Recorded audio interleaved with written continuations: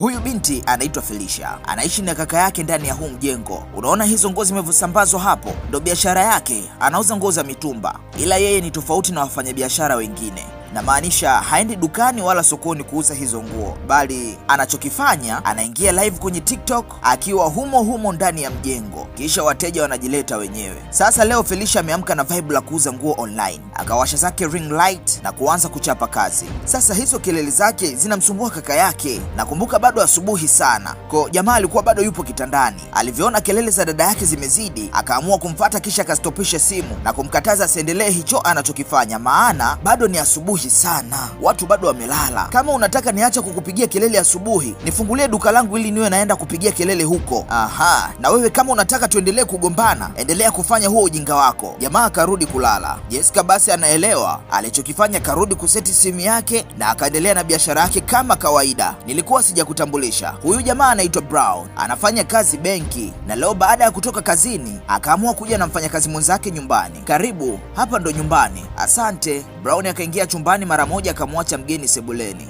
Felicia si ndo akaingia. Wewe ni nani? Binti akaanza kumung'unya mdomo. Aha, umekuja kumuona kaka yangu, si ndio? Oh, kumbe Brown ni kaka yako, dada yake wa pekee, wala hujakosea. Kweli? Ndiyo, naitwa Kasi, ni rafiki wa kaka yako kikazi. Nimefurahi kukuona. Mi pia nimefurahi kukuona. Mi naitwa Felicia. Baada ya kuchangamkiana kidogo, acha aanze kuitangaza biashara yake. Mi najishughulisha na uuzaji wa nguo za mtumba, lakini ni ule mtumba classic. Natumai utazipenda. Ngoja nikuletee. Yaani mgeni hajapata nafasi ya kusema nataka au sitaki. Nguo hizo zikaletwa. Jamaa kuja anakuta mgeni wake anachagulishwa nguo. Akafoka pale, Felicia akachukua nguo zake na kuzirudisha ndani. Leo yupo anawapelekea wateja wake walimuagiza nguo kwenye biashara yake ya kuuza nguo online. Akakutana na rafiki wa kaka yake ambaye anaitwa Gidi. Unaelekea wapi Feli? Niambie Gidi, unaelekea wapi? Najua lote hili. Na wapelekea nguo wateja wangu walioniagiza. Sawa bana. Kaka yako yupo? Maana ndo nilikuwa namfuata. Ndiyo, yupo ndani. Ile Feli anataka kuondoka. Gidi akamwita na kumpa kiasi kidogo cha fedha kama mdogo wake tu. Feli akamshukuru kisha akaondoka. Sasa Gidi yupo na Brown, anaanza kumwambia kuwa dada yako ni mchangamfu sana ise. Jinsi alivyo, jinsi anavyoongea, kila kitu yuko tofauti na mabinti wengine. Mwamba amekaza tu, hataki dada yake apewe hizo sifa. Huyu jamaa anaitwa Gidi, huwa anapenda jinsi Felicia huwa anajituma kwenye kufanya kazi. Siku ya leo wateja wamemfuata Felicia nyumbani kuja kuchagua nguo za kununua. Wakati wanaendelea kuchagua, wote wawili wakajikuta wamependa nguo moja. Kwa hiyo wakaanza kuigombania. Mbona mnakuwa hivyo? Hemu acha uchague nyingine. Lakini hawaelewi. Brown si ndo anatoka kazini anakuta kelele ndani ya nyumba yake, akawatimua wateja wa Felicia. Kitu gani hiki? Ndo nini kuwafukuza wateja wangu? Yaani wanakuja kupiga kelele ndani ya nyumba yangu? Ukiendelea na huu upuuzi wako, na hapa nitakuja kuzichoma hizi takataka ambazo naziita eti nguo. Kisha akaondoka. Leo tena Felicia akaamka saa 6 usiku, kaingia live na kuanza kuuza nguo. Brown anashtuka na kuanza kusikia hizo kelele. Ameanza tena makelele yake. Akajifunika na mito kwenye masikio ili asisikie kabisa. Tatizo la huyu mwamba, pesa anazo, lakini hataki kumsapoti dada yake kwenye biashara yoyote. Ndo Felicia akaamua kujipambania mwenyewe, lakini bado jamaa ana mind.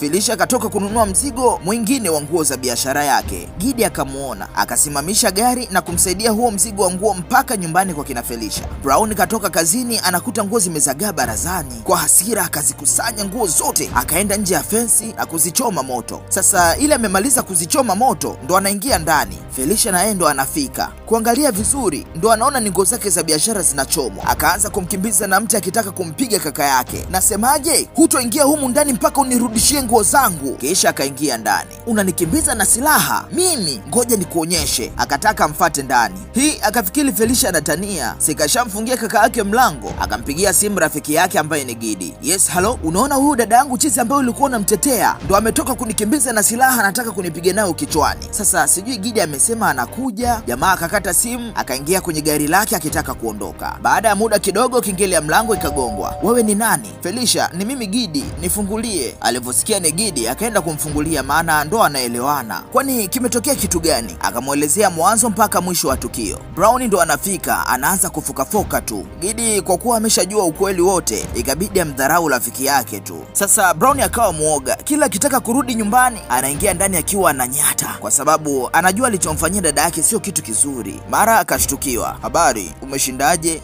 Ila huyu jamaa leo. Gidi kaja nyumbani kwa kina Felicia na kumwambia kuwa anataka mchangie mtaji mwingine, maana mtaji wa kwanza umekufa kwa sababu ya Brown kuchoma zile nguo. Felicia alishukuru sana, wakaleta mzigo mwingine wa nguo, na jamaa hakuishia hapo, akamsaidia Felicia mpaka kuingia live kwenye TikTok kutafuta wateja. Gidi anafanya hayo yote kwa ajili ya kumsupport Felicia tu, ili asivunjike moyo, maana ni mpambanaji. Sasa leo Brown kaja nyumbani amelewa kinoma, na sio kawaida yake. Felicia anamuuliza kaka yake, kuna nini? Mbona umelewa sana? Naona lengo lako limefanikiwa sasa, nimefukuzwa kazi. Felicia akashtuka. Jesus. Sasa mimi nawezaje kufurahia kaka yangu kufukuzwa kazi? Ila huyu mwamba sijui kafanya tukio gani mpaka kafukuzwa kazi. Mwamba hana kazi, kaka zake nyumbani, mara message inaingia kwenye simu yake. Akashtuka, kaka kuna nini? Kodi ya nyumba imeisha. Sasa kama kodi ya nyumba imeisha ndo upigi kelele hizo zote? Mimi nitalipa. Hivi unajua kiasi gani huwa nalipa hapa? Najua na nitalipa. Kwa kupitia hii biashara uliokuwa unaidharau, nilikuwa naweka akiba, kwa hiyo nitailipa hiyo kodi. Jamaa akafurahi na kumshukuru dada yake mno, maana alikuwa anakosa nyumba na hana sehemu nyingine ya kuishi. Tuelewane vizuri, silipi kodi kwa ajili yako, ila nalipa kodi kwa ajili yangu. Sijakuelewa? Na maanisha nalipa kodi kwa sababu siwezi kuvumilia kuzurura nje bila makazi. Kwa hiyo nalipa kodi. Kusanya vitu vyako na uondoke humu ndani.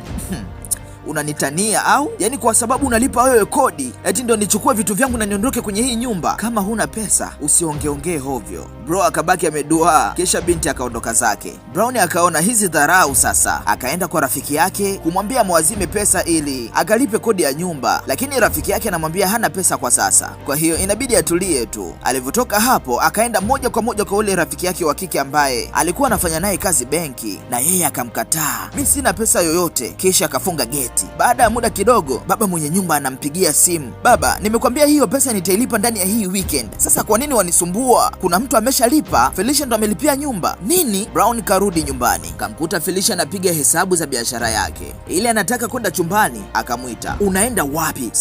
Samahani ya nini? Huoni nguvu ya mamlaka imebadilika? Kwa hiyo kama nguvu ya mamlaka imebadilika ndo unataka niondoke ndani ya nyumba yangu, na mimi nikifanikiwa kulipa kodi nisikuache uishi hapa, si ndio? Wewe sio mimi na mimi sio wewe, kwa hiyo siwezi fanya unavyofanya na wewe huwezi fanya nachokifanya. Kwa sasa una machaguo mawili tu, uondoke ndani ya hii nyumba au uishi ndani ya hii nyumba kwa mkopo. Vizuri, hilo sio tatizo, nitaishi ndani ya hii nyumba, na kama nikifanikiwa kupata kazi nitailipa mimi kodi ya nyumba. Sasa kama umekubali kuishi humu ndani, sheria ya kwanza, katoe kila kitu chako kwenye chumba cha master, halafu uhamie kwenye chumba cha wageni, kwa sababu wewe ni mgeni na mimi ndo mwenye nyumba na ndo nililipa kodi. Nini? Hiyo ni sheria namba 1. Sheria namba 2, utakuwa unanisaidia kufanya hii biashara ya nguo. Siwezi fanya hivyo kamwe. Fungasha vitu vyako vyote na uondoke ndani ya nyumba yangu. Hujui kama hizi samani na vitu vingine humu ndani nimevinunua mimi? Basi kusanya vitu vyako na uondoke ndani, afu mimi niendelee kulipa kodi. Jamaa akakosa cha kuongea akasepa, ila jeuri ya pesa, Brown alikubali kukusanya vitu vyake kutoka kwenye chumba alichokuwa analala na kuhamia kwenye chumba cha wageni, huko binti akiwa anaenjoy kulala kwenye kitanda cha kaka yake. Imefika usiku, Felicia akaenda kumwamsha kaka yake, amka, ila huu ni usiku ujue, huu ndo muda mzuri wa biashara, twende. Jamaa akaamka kishingo upande tu, si anataka kuendelea kuishi humu ndani, acha avumilie. Felicia akampa nafasi kaka yake ya kutangaza nguo. Hii anaanza kutangaza kishua, yani kama vile mfanyakazi ambaye ameshajipata, mfanyakazi wa kimataifa hivi. Dada yake hata kuridhika na huo mfumo. Siku iliyofuata ikabidi amfundishe jinsi ya kutangaza hiyo biashara watakapoingia live kwa mara nyingine tena. Sasa leo rafiki yake kaja kuwatembelea, anapishana na Brown akiwa ameshika mfuko wa nguo akiwapelekea wateja. Hakumsemesha kitu, jamaa akaingia ndani. Gidi, karibu. Mbona nimekutana na Brown hapo nje akiwa amenuna? Nilimwambia wapelekea wateja nguo walizoagiza, itakuwa hiyo ndo sababu. Baada ya muda kidogo akarudi. Mbona umewahi kurudi? Uliniambia nimpelekee nguo. Nilipokaribia kufika kwake nikampigia simu, lakini hakupokea. Kichwa chako kitakuwa hakipo sawa. Nilikwambia umpelekee hizo nguo alizoagiza tangu mapema, wewe ukawa unajizungusha. Ona sasa umerudi nazo. Embo ondoka mbele yangu na uweke nguo zangu pale. Jamaa akafuata maagizo. Felicia, haijalishi kitu gani kilitokea kati yenu, lakini atabaki kuwa kaka yako, kwa hiyo nakuomba usio unamfokea hivyo. Gidi, baada ya kushuhudia yale yote aliyonifanyia, eti leo namtetea, achana naye. Embu njoo ukae kwanza tupige story. Leo Brown kabebeshwa mzigo wa nguo, kafika nyumbani akiwa amechoka mno. Dada akaingia zake chumbani kufanya mahesabu ya biashara yake. Baada ya muda kidogo, akaanza kusikia kaka yake kapanda live tena anafanya biashara.